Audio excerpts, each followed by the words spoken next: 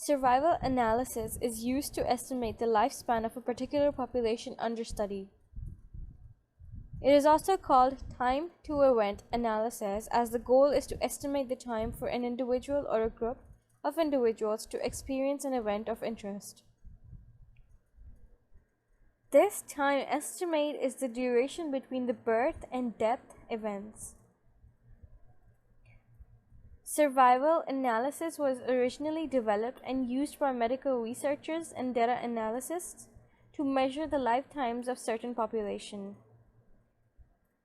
But over the years, it has been used in various other applications such as predicting churning customers or employees, estimating the lifetime of a machine, and more. The birth event can be thought of as a time when the customer starts their membership with a company, and the death event can be considered as the customer leaving the company. In survival analysis, we do not need the exact starting point and ending points.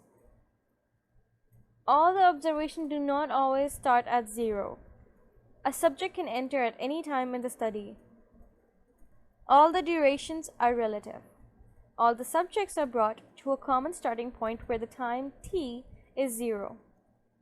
All subjects have a survival probabilities equal to 1 at t is equal to 0.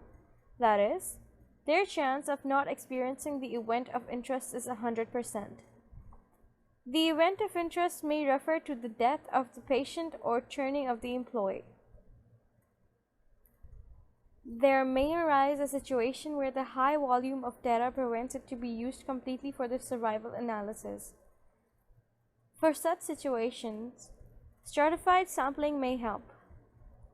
In stratified sampling, your goal is to have an equal or nearly equal amount of subjects from each group of subjects in a whole population. Each group is called a strata. The whole population is stratified or divided into groups based on some characteristics.